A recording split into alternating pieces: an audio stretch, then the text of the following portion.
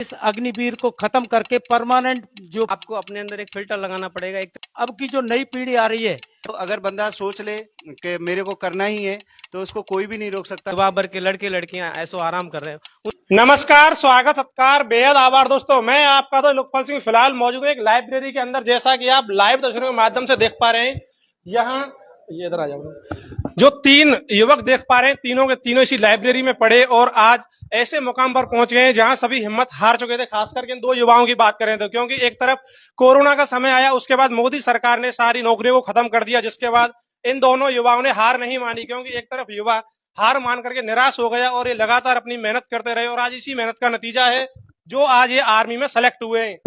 भैया अपने एक बार परिचय दीजिए, नाम क्या है? नाम राहुल। जिस तरह से आपने मेहनत की, आपके अगर युवाओं की बात करें समय की, काफी युवा सोच चुके हैं कि भैया हमें नौकरी करनी नहीं है, 4 साल की नौकरी है, तो उन्हें क्या संदेश देना चाहोगे? उन्हें मैं ये संदेश देना चाहता हूँ कि ऐसा कुछ नहीं है कि वो 4 साल की है, वो उसमें 25% वो कोटा भी है उसमें परमानेंट होने का, जिससे आप अपनी शारीरिक मेहनत करो और मानसिक मेहनत करो। उसमें होता है उसमें टेस्ट, जिससे परमानेंट हो सकता है। उसमें कोई 4 साल नहीं है, अपनी मेहनत के ऊपर है। लगातार अभी हमारे साथ में एक शिक्षक मौजूद हैं जो कि आर्मी से ही रिटायर्ड हैं। इन्होंने भी एक ऐसे युवाओं को जो अपना योगदान दिया है युवाओं के लिए, उनसे बात करते हैं। भैया नाम बताइए। मनमोहन सिंह। जिस तरह से आप सेना से रिटायर हुए, उसके बाद आपने एक जिम्मा उठाया कि कुछ युवाओं के लिए मिसाल पैदा की जाए।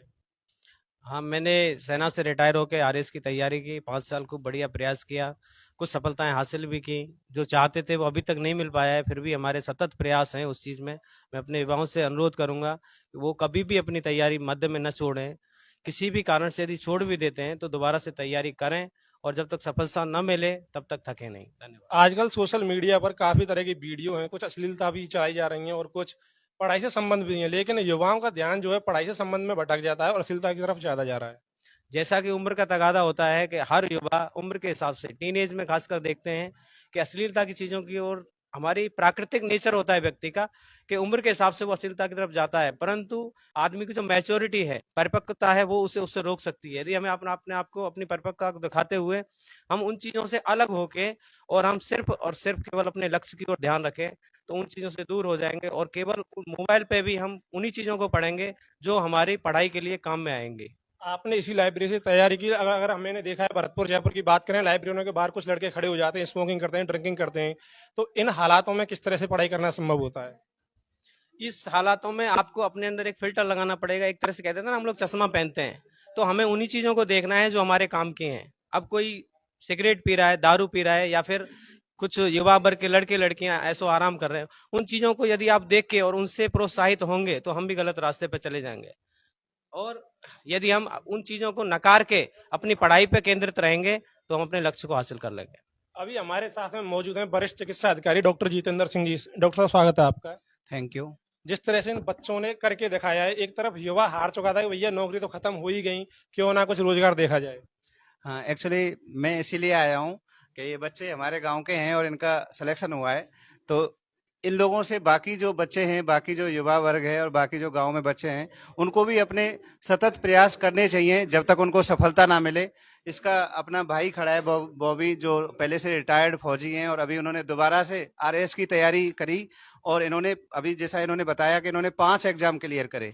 तो अगर बंदा सोच ले कि मेरे को करना ही है तो उसको कोई भी नहीं रोक सकता। और मतलब जो भी वो पाना चाहता है, चाहे आईएएस बनना चाहता है, बट उस हिसाब से उसको मेहनत और प्रयास करने पड़ते हैं। तो मैं यही कहना चाहूंगा सबको कि अपना पहले लक्ष्य निर्धारित करें और उस लक्ष्य को पाने के लिए ज्यादा से ज्यादा मेहनत करें। जितनी रिक्वायरमेंट है उतनी मेहनत करें और कभी हार नहीं माने जब तक कि वो अपने लक्ष्य को प्राप्त ना कर लें। आपने सुना होगा शिक्षा के क्षेत्र में डॉक्टर बलवीर सिंह जी, जो कि आज हमारे साथ मौजूद और इसी गांव के ही हैं, इसी मिट्टी में पले बड़े। आज इनकी उम्र इतनी हो चुकी है कि इन्होंने, जो आप देख पा रहे हैं, लाइब्रेरी का पूरा मैनेजमेंट इनके ही एक शिष्य द्वारा किया गया है। गुरुजी, स्वागत है आपका। आपने देखा होगा, लगातार कहते हैं कि भैया स्कूलों में तो एक से एक बच्चा आता है, कुछ बच्चे तो ऐसे भी आते हैं जो अध्यापकों को धमकी देते हैं। इन हालातों में ऐसे बच्चे पैदा किए जो गाँव का नाम रोशन कर रहे हैं। इस बारे में तो मैं यही कहना चाह रहा हूँ, बच्चे तो सब तरह के होते हैं, इनमें अलग अलग क्वालिटियां होती हैं क्लास के अंदर। तो जो होनहार बच्चे होते हैं वो अपने आप अपनी सक्सेस करते हैं। सफलता का प्रमुख कारण है अनुशासन बच्चों में, और जिन बच्चों में अनुशासन होता है, अपने पूर्वज या गुरुजियों का सत्कार करते हैं, वो अपनी पूरी जिंदगी में असफल नहीं होते। तो मैं इसीलिए इन बच्चों से कहता हूं कि आप आगे बढ़िए।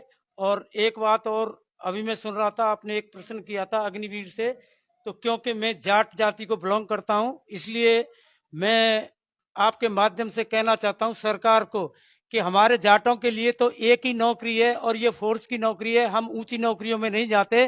तो क्यों न मोदी सरकार इस अग्निवीर को खत्म करके परमानेंट जो पेंशन की नौकरी है उसको देने का प्रयास करे। इससे जो 4 साल में युवा वहां अपनी जिंदगी बीते, कह रहे हैं 25% काफी थोड़ा होता है, सभी इतनी मेहनत नहीं कर पाते। जब पहले से ये व्यवस्था चली आ रही है कि सभी को पेंशन मिलनी चाहिए, तो क्यों न दोबारा इनको नौकरी में ढकेला जाए दोबारा। ये तो यही तुम्हारे आपके माध्यम से मैं पुनः सरकार से यह कहना चाहता हूं कि ये जो अग्निवीर योजना है इसको तो बिल्कुल समाप्त करके उखाड़ के फेंक देना चाहिए, यदि सरकार सुन रही हो तो। एक गुरुजी बच्चों के लिए क्या खास संदेश दो, क्योंकि आर्मी में देखने को मिलता है लगातार कुछ, अगर बात करें नवयुवाओं की भी, कुछ बात करें नवयुवाओं की नौकरी लगने की देर नहीं होती है, ड्रिंक की आदत सबसे पहले पड़ती है। हाँ, ये मैंने ये अभी स्वागत भाषण में ये कहा था कि लगातार उसमें अनुशासन की कमी, और इसी अनुशासन की कमी के अंदर ये परिणाम आ रहे हैं कि बच्चे जो हैं ड्रग्स या नशीली उसकी ओर जो है अग्रसर हो जा रहे हैं। तो मैं समाज में इनके जो गार्जियंस हैं उनको भी यही हिदायत देना चाहता हूं कि वो अपने बच्चों की ये तलाश रखें कि बच्चे जो हैं कहाँ जा रहे हैं, कहाँ बैठ रहे हैं, कौन सी संगत कर रहे हैं। इन बच्चों से भी मैं यही कह रहा हूं कि आप अच्छी से अच्छी संगत कीजिए और भविष्य में कभी भी ये जो नशीले पदार्थ हैं इनकी ओर आकर्षित नहीं हो, जब भी आपका जीवन आगे की ओर जो है सफल होगा, नहीं तो आप असफल होंगे। अभी हमारे साथ में इन बच्चों को फिजिकल ट्रेनिंग देने वाले फौज से ही रिटायर्ड हैं। नाम बताइए सर अपना। सूबेदार राजन सिंह। आपने बच्चों को किस तरह से ट्रेनिंग दी? मैंने रोज, मेरे पास ये 4 बजे आते थे और इनको डेली अदगा 10 किलोमीटर दौड़ाता था। 10 किलोमीटर दौड़ा के फिर इसके साथ ही इनको कम से 1 घंटा इनकी अदगा में एक्सरसाइज कराता था। तो मोदी सरकार की जो अग्निवीर योजना शुरू हुई उसके बाद काफी युवा तो अपने घर बैठ गए कि भैया नौकरी करके क्या करेंगे, 4 साल की नौकरी है। लेकिन युवाओं ने हिम्मत नहीं हारी, क्योंकि कोरोना लग गया, उसके बाद नौकरियां एक साथ खत्म करना। जो ये अग्निवीर योजना है हमारे बच्चों के लिए ये बहुत खराब है, क्योंकि सबसे बड़ी बात तो है मैं जो आर्मी में जो बिलोंग करता हूँ, आर्मर्ड कोर से बिलोंग करता हूँ। आर्मर्ड कोर में फिजिकल की जो ट्रेनिंग होती है 6 महीने की होती है, इसके बाद tank training, B vehicle training, इसके बाद ऑपरेटिव ट्रेनिंग। इसके लिए कम से कम हमारे को साल चाहिए, और वो 6 महीना में सब कुछ खत्म होती है। जो फौज की जो नींव है वो बिल्कुल खत्म हो गई है। अभी सेना भर्ती की तैयारी कर रहे युवाओं के लिए अपना कोई मैसेज दीजिए, युवाओं के लिए। जैसा अभी आपने घोषणा की कि निःशुल्क परामर्श देंगे।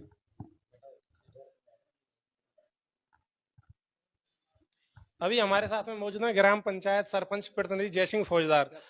भैया, जिस तरह से युवाओं ने गांव का नाम रोशन किया है, क्योंकि एक तरफ युवा हार चुका था, खेती बाड़ी करने लग गया, इनको क्या संदेश दो, क्या कहना चाहोगे इनके भविष्य के बारे में? इनके भविष्य के बारे में यही कहना चाहूंगा कि कभी भी बच्चों को निरंतरता, जो लगातार प्रयास हैं, जो तैयारी है, वो नहीं छोड़नी चाहिए। बीच में क्या है, जब से अग्निवीर ये योजना शुरू की है तब से बच्चों का मनोबल टूटा है, लेकिन करें तो करें भी क्या, बच्चों के पास कोई ऑप्शन भी नहीं है। इसलिए ये दोबारा से इन बच्चों ने कभी हौसला अपना कम नहीं होने दिया और ये लगातार तैयारी करते रहे। और मेरा तो मोदी सरकार से यही निवेदन है कि अग्निवीर को खत्म करके जो पहले रेगुलर भर्ती की जाती थी आर्मी की, ऐसे ही की जाए। और जिस तरह से ग्राम पंचायत की बात करें, युवाओं के लिए कोई ऐसा ट्रैक नहीं है जिसपे वो अपना फिजिकल वगैरह कर सकें, ऐसी कोई सुविधा नहीं है, तो ग्राम पंचायत की तरफ से कोई व्यवस्था करवाई जा रही है। एक ग्राउंड है, उसकी बाउंड्री हो चुकी है, स्कूल का ग्राउंड है, उसको साफ करके उस पर ट्रैक बनवाया जाएगा, बहुत जल्दी करवाया जाएगा। जैसे वर्षा का समय निकलेंगे इसके बाद कराया जाएगा। दोस्तों, युवाओं के लिए बहुत जल्द एक रनिंग ट्रैक तैयार किया जाएगा। वीडियो को शेयर करें और इन युवाओं के लिए आप क्या कहना चाहेंगे, क्योंकि इन्होंने वह मिसाल पेश की है। लगातार कहते हैं कि भैया जब गिरेगा ही नहीं तो उसे मतलब ऊपर कैसे उठेगा। ठीक उस बात को यहाँ पर सिद्ध करके दिखाया है, क्योंकि एक तरफ युवा हार चुका था और दूसरी तरफ युवाओं ने अपनी मेहनत नहीं छोड़ी। काफी विरोध प्रदर्शन हुआ अग्निवीर योजना को लेकर के, लेकिन अभी अग्निवीर योजना बता रहे हैं 4 साल की, उसके बाद क्या प्रोसेस रहता है? उसके बाद वो वो 4 साल के बाद उसमें वो एक फिजिकल टेस्ट होता है, उसको पास करना होता है। उस पास करने के बाद उसमें जो अच्छे अंक लाता है उसमें वो परमानेंट हो जाता है। तो सभी युवाओं को एक संदेश दीजिए जिससे कि वह अग्निवीर के प्रति भी अपनी तैयारियां जारी रखें।